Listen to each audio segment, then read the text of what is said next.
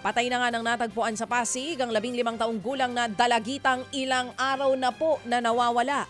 Ayon sa mga pulis, nakita ang bangkay ng biktimang si Isabel Sofia Tablate sa pabrika po ng feeds sa Barangay Santolan. Positibong kinilala ng kanyang pamilya ang biktima. March 18 pa, unang napaulat na nawawala ang dalagita. Natuntun siya sa pamamagitan po ng backtracking sa mga CCTV. May nakita rin daw na nylon cord malapit po sa bangkay ng dalagita. Iniimbestigahan pa kung may foul play sa insidente at kung may ibang tao nakasama ang dalagita bago ito namatay. Samantala mga kapatid, patay din po ang isang motorcycle rider matapos pagbabarilin ng riding in tandem sa 10th Avenue sa Caloocan.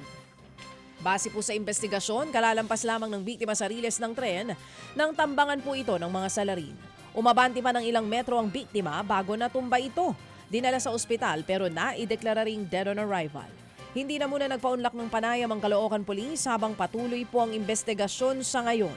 Nagsasagawa na raw sila ng manhunt operation para mahuli ang mga salarin.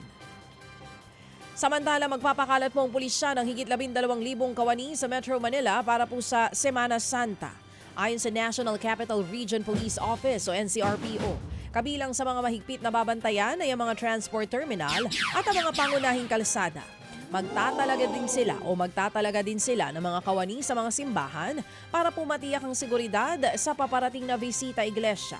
Wala naman daw namomonitor na anumang bantang pulisya. Sa ngayon daw ay abala sila sa kaliwat kanang kilos protesta dahil po sa tuloy-tuloy na pagsipa ng presyo ng produktong petrolyo.